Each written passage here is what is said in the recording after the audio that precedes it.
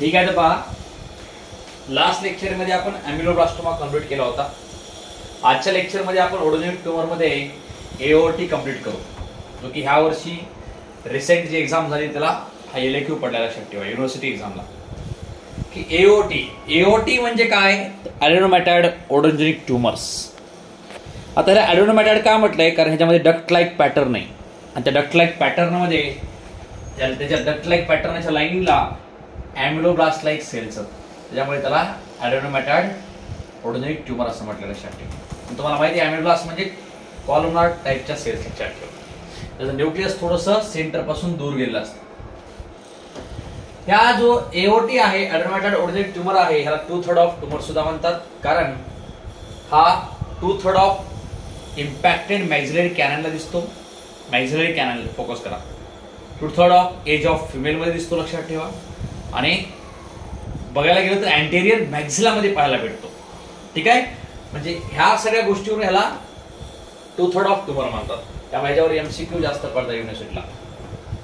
चला, it is a benign epithelial odontogenic tumour which occurs commonly in anterior region of the maxilla. शब्द काय वापरलाय, benign. बेनाइनचा अर्थ वेल कॅप्सुलेटेड आहे. लक्षात ठेवा.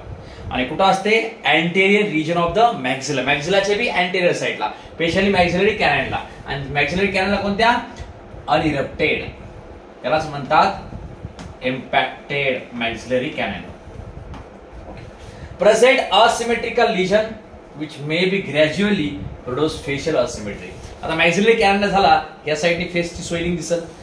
समजा राईट साइडच्या मॅक्झिलरी कॅनलला झाला तर राईट साइडची फेसची स्वेलिंग दिसल. त्यामुळे दोन्ही साइडचा फेस सेम दिसणार नाही. त्याला म्हणायचं facial asymmetry. Adenomatoid odontogenic tumour considered to be uncommon tumour, common नाही, occur mostly associated with the unerupted maxillary cuspid. Unerupted maxillary कॅनललाच होते. लक्षात ठेवा.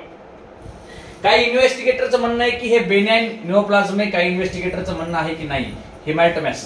आता हेमॅटोमॅटस मालफॉर्मेशन म्हणजे काय, की ट्रू ट्यूमर नाही म्हणू शकत आपण त्याला, कारण ह्याची लिमिटेड साईज असते आणि रिकरन्स ह्याचा दिसत नाही. त्यामुळे काही इन्व्हेस्टिगेटरचं म्हणणं आहे की ही बेनाइन ट्यूमर आहे, तर काही इन्व्हेस्टिगेटरचं म्हणणं आहे की हे यस हेमॅटोमॅटस मालफॉर्मेशन आहे. WHO चा जो रिपोर्ट आहे, लक्षात ठेवा की WHO म्हणण्यापेक्षा वर्ल्ड हेल्थ ऑर्गनायझेशन नाही दिली तर शक्यतो those who refer to consider as a, WHO नाहीये, ओके, हू येते. लक्षात ठेवा. Those who refer to consider AOT to be benign neoplasm believe to be limited size most cases. बघा, बेनाइन निओप्लाझम पण लिमिटेड साइज आहे. लक्षात ठेवा. म्हणजे जास्त वाढत नाही. आणि ट्यूमरचे खासियत काय असते की ट्यूमर कंटिन्यू ग्रो होत राहते आणि ह्याची लिमिटेड साइज आहे, म्हणून तर काही जणांनी ह्यांना हेमॅटोमॅटस म्हटलं. लक्षात ठेवा. चल, पुढचा पॉइंट जो आहे तो म्हणजे current classification of odontogenic tumours defined as the AOT is a benign composed of the odogenic epithelium in a variety of architectural patterns. काही मध्ये डक्ट लाईक, काही मध्ये ट्यूब लाईक पॅटर्न मध्ये दिसतं. म्हणजे ही इपिथेलियल ट्यूमर आहे, बेनाइन नेचर आहे, पण मायक्रोस्कोपिकली बघितलं तर ह्यामध्ये वेगवेगळ्या प्रकारची पॅटर्न दिसतात. इपिथेलियमचे आयलँड, सीट्स बघायला भेटतात. लक्षात ठेवा. ठीक आहे. चला, हिस्टोजेनेसिस म्हटलं, ह्याच्या पाठीमागचा कॉज जर बघितला की एक्झॅक्टली ह्याची ओरिजिन काय आहे, कॉज म्हणण्यापेक्षा ओरिजिन काय आहे त्याचा. ओरिजिन म्हटलं तर काही जणांचं म्हणणं आहे की एक्झॅक्टली एओटी साठी स्टिम्युलंट कोण आहे तो माहित नाही, पण काही जणांचं म्हणणं आहे की ह्याच्यामधले जे इपिथेलियम आहेत ते डेंटल पॅपिला सोबत मॅच करतात. ह्याच्यामधले इपिथेलियम जे आहेत ते इनॅमल ऑर्गन सोबत मॅच करतात. काही जणांचं म्हणणं आहे की ह्याच्यामधले जे इपिथेलियम जे आहेत डेंटिजनस सिस्टच्या लाईनिंग सोबत मॅच करतात. काही जणांचं म्हणणं आहे की सेल रेट्स ऑफ मॅलासेस सोबत मॅच करतात. ओके, काही जणांचं म्हणणं आहे की रेमिनंट्स ऑफ डेंटल लॅम, त्याला सेल रेट्स ऑफ सिरीज म्हणतात. थेरॉटिकली त्याचे अनेक ओरिजिन दिलेले आहेत. काही थेरॉटिकली, प्रॅक्टिकली नाही, थेरॉटिकली. ओके, थेरॉटिकली कोणी म्हटलंय की it arises from enamel organ, it arises from the किंवा epithelial lining of the dentigerous cyst. Okay, epithelial cell rests of Malassez, त्यानंतर रेमिनंट्स ऑफ द डेंटल लॅम आहे ना, त्याला म्हणतो आपण cell rests of Serres. Cell rests of series ह्याच्यापासून आरायचे. Exactly सांगितलं नाहीये, पण ह्यामध्ये अॅमिलोब्लास्ट लाईक सेल दिसतात म्हणून थोड्याफार प्रमाणात इनॅमल ऑर्गन वाटतं. लक्षात ठेवा. पण ह्याचे हिस्टोलॉजिकल पॅटर्न वेगवेगळे दिसतात, म्हणून हे सगळे हायपोथेटिकल किंवा थेरॉटिकली कॉजेस आपल्याला इथं समोर दिलेले आहेत. एज जर बघितलं तर मीन एज आहे ना 18 वर्षे. लक्षात ठेवा. आणि रेंज मध्ये बघितलं तर 5 ते 53 वर्षापर्यंत दिसतं. हे झालं एज. आणि 73% 73% ट्युमर 20 वर्षाच्या आतमध्ये दिसते. ठीक आहे. चला, सेक्स प्रिडक्शन बघितलं आपण तर फिमेल मध्ये जास्त आहे 64% आणि 36% मेल मध्ये आहे. त्यामुळे पहिल्यांदाच म्हटलं होतं मी की फिमेल मध्ये जास्त दिसते, लक्षात ठेवा ट्युमर ही.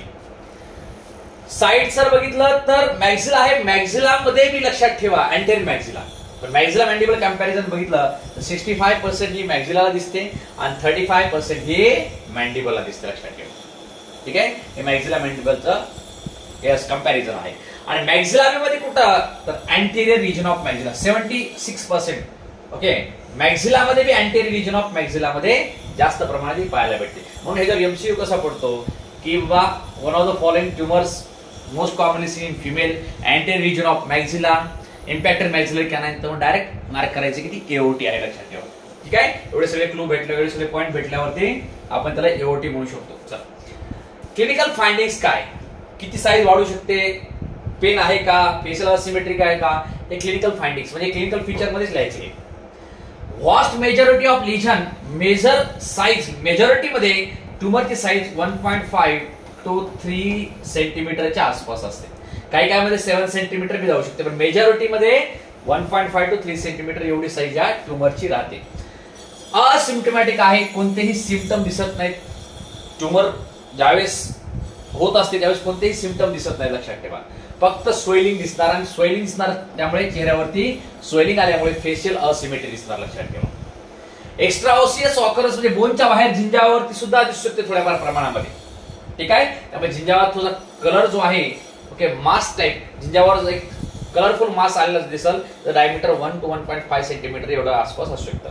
एक्स्ट्राओसियस 10 टाइम्स प्रिव्हॅलंट जास्त मॅक्झिलरी झिंजावाला जास्त आहे ऍज कम्पेअर मॅन्डिबुलर झिंजावा. हे एक्स्ट्राओसियस चाललं बोनच्या बाहेर, मॅक्झिलरी जास्त आहे ऍज कम्पेअर मॅन्डिबल. आणि झिंजावामध्ये सुद्धा मेल टू फिमेल रेशो बघितला तर 40:1 आहे, म्हणजे इथं सुद्धा फिमेल मध्ये एओटी इंट्राओसियस असो नाही तर एओटी एक्स्ट्राओसियस असो जास्त दिसते कुठं फिमेल मध्ये दिसते.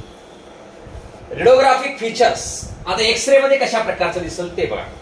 ओके. रेडिओग्राफिक फीचर आता शक्यतो मॅक्झिलालाच होणार आहे, त्यामुळे सेंट्रल एओटी जे आहे जे बोनच्या आतमध्ये किंवा इम्पॅक्टेड मॅक्झिलरी कॅननच्या अराउंड आहे, लक्षात ठेवा. तर युनिलोकुलर रेडिओलुसन्सी, समजा हा मॅक्झिलरी कॅनन आहे तर अशा प्रकारे दिसेल युनिलोकुलर रेडिओलुसन्स, याला म्हणायचं युनिलोकुलर रेडिओलुसन्सी, लक्षात ठेवा. आणि ज्या बॉर्डर जे असते स्क्लेरोटिक व्हाईट टाइपच्या बॉर्डर असतील, ह्याच्या बाहेरची जी बॉर्डर ही जी स्क्लेरोटिक बॉर्डर असेल ही बाहेरची. मोस्ट लिजन पेरिकॉर्नल, पेरिकॉर्नलचा अर्थ around the crown, around the crown. पण कोणता क्राउन? इम्पॅक्टेड मॅक्झिलरी कॅनाइन, हे लक्षात ठेवा. सिमेंटो इनामल जंक्शनच्या जवळ ही जास्त दिसणार, लक्षात ठेवा. ठीक आहे. नॉर्मल जो कॅनाइन इरप्ट झाला मॅक्झिलाचा त्याच्यामध्ये दिसत नाही. इम्पॅक्टेड मॅक्झिलरी कॅनाइन खूप महत्वाचा पॉइंट आहे. कोणता? Impacted maxillary कॅनाइन. पुढं की ह्यामध्ये अजून काय दिसलं आपल्याला, बॉर्डर तर थोडी स्कॅलॉप आहे, स्क्लेरोटिक आहे, मगाशी सांगितलं मी. 1 to 3 सेंटीमीटरच्या आसपास हे रेडिओलुसंट लिजन दिसत. ओके. चला, कधी कधी ह्या रेडिओलुसंट लिजन मध्ये म्हणजे ब्लॅक रिजन मध्ये रेडिओपॅक फोकाय पण दिसतात. समजा हा रेडिओलुसंट लिजन आहे. ओके. ह्याच्यामध्ये समजा हा ब्लॅक कलरचा रेडिओलुसंट लिजन आहे, त्यामध्ये छोट्या छोट्या व्हाईट कलरच्या रेडिओपॅक फोकाय पण दिसतात. असं का? ह्याच्यामध्ये फोकाय ऑफ कॅल्सिफिकेशन दिसतंय थोड्या थोड्या प्रमाणामध्ये, गोल गोल टाइपचं फोकाय ऑफ कॅल्सिफिकेशन म्हणतो आपण, हे पेन दिसतंय, लक्षात ठेवा याच्यामध्ये. चल पुढं हिस्टोपॅथॉलॉजी. आता जर हिस्टोपॅथॉलॉजी बघितली ना तर थोडस आपल्याला माजोस मध्ये ह्याची डायग्राम बघावं लागेल, लक्षात ठेवा. मला डायग्राम दाखवतो म्हणजे थोडस आयडिया येऊन जाईल तुम्हाला कशा प्रकारची दिसते. हे बघा, हे आहे एओटी, अडेनोमॅटॉइड ओडोजेनिक ट्युमर्स. हे बघा, यामध्ये तुम्हाला दिसेल की yes duct like structure line by ameloblast like cells. बघा, ही डक लाईक स्ट्रक्चर आहे आणि या डक लाईक स्ट्रक्चरच्या आतमध्ये अॅमिलोब्लास्ट लाईक सेल्स आहेत. अॅमिलोब्लास्ट नाही पण अॅमिलोब्लास्ट लाईक सेल्स आहेत. ओके. पुढं कनेक्टिव्ह टिश्यू स्ट्रोमा एकदम कमी झालेला दिसतो इथं, स्कॅन्टिस कनेक्टिव्ह टिश्यू स्ट्रोमा. कन्व्होल्युटेड पॅटर्न पण आहे, हा बघा ट्युमर सेलचा कन्व्होल्युटेड पॅटर्न. फोकाय ऑफ कॅल्सिफिकेशन दिसतं तुम्हाला, ब्लॅक ब्लॅक हे बघा छोट छोट फोकाय ऑफ कॅल्सिफिकेशन. हे आहे फोकाय ऑफ कॅल्सिफिकेशन. पॉलिहायड्रल सेल जे असतात त्याच्यामध्ये अशा प्रकारच्या बॅक टू बॅक अरेंजमेंट आपल्यामध्ये पाहायला भेटतात, त्याला नेस्ट म्हणतो आपण. Polyhedral cells form the nest. Amyloid like material सुद्धा आहे ह्याच्या आतमध्ये, त्याला इओसिनोफिलिक आमोलॉइड लाईक मटेरियल म्हणतो आपण. आणि rosettes of cell, rosettes of सेलची अरेंजमेंट कशी असते, अशी गोल एकदम, त्याला आपण रोजेट्स ऑफ सेल म्हणतो, लक्षात ठेवा. म्हणजे ह्याच्यामधलं जे इपिथिलियम आहे त्या इपिथिलियमची जी अरेंजमेंट आहे अशा प्रकारची आहे. आणि म्हणून इथं पॉइंट पण दिलेत माझ्या मध्ये, cells arrange in various pattern like strands, sheets or islands. कोणत्या सेल? Epithelial cells. ही ट्यूमर इपिथिलियल आहे, त्यामुळे ह्या epithelial cells arrange in various pattern like strand, sheet and island. Ameloblast like cell arrange to form duct like pattern. यामध्ये ameloblast like cells arrange to form duct like pattern, अशा प्रकारे duct like pattern. Amyloid material सुद्धा दिसणार midst of the sale मध्ये. आणि scattered कॅल्सिफिकेशन म्हणजे त्या ट्यूमरच्या आतमध्ये असं फोका ऑफ कॅल्सिफिकेशन पसरलेलं दिसल, एका जागेवर नाही, स्कॅटर्ड फॉर्म मध्ये, लक्षात ठेवा. ही डायग्राम सुद्धा तुम्हाला प्रॅक्टिस करावं लागेल एओटीची. यावर्षीच हा इलेक्टिव्ह पडलाय, ठीक आहे. ह्याकडे थोडं फोकस करावं लागेल, लक्षात ठेवा. चल, तेच पॉईंट दिलेले आहेत हिस्टोपॅथॉलॉजिकली, ठीक आहे, जे आता मी तुम्हाला माहिती सांगितले. ट्रीटमेंट अँड प्रोग्नोसिस काय? मेजॉरिटी सर्जिकल, कन्झर्वेटिव्ह सर्जिकल एक्ससिजन करायचं, लक्षात ठेवा. म्हणजेच ऑपरेशन करत असताना बाकीचे जे स्ट्रक्चर असतात, नर्व, मसल, टिश्यू, त्याची काळजी घेऊन ऑपरेशन करायचं, त्याला म्हणजे कन्झर्वेटिव्ह सर्जिकल एक्ससिजन. आणि recurrence is rare. Recurrence rate कसा आहे? रिअर. जसं आपण काल बघितलं तुम्हाला, ओकेसी सिस्ट बघितली होती, त्याचा रिकरन्स रेट हाय होता, कारण त्याच्यामध्ये सॅटेलाइट सिस्ट आणि डॉक्टर सिस्ट असते, त्याचा वाल सुद्धा कसा असतो? थिन. तसा याचा रिकरन्स रेट खूप कमी आहे. हे तुमचं आज रेकॉर्डेड लेक्चर एओटीचं, ते बघून घ्या सगळ्यांनी.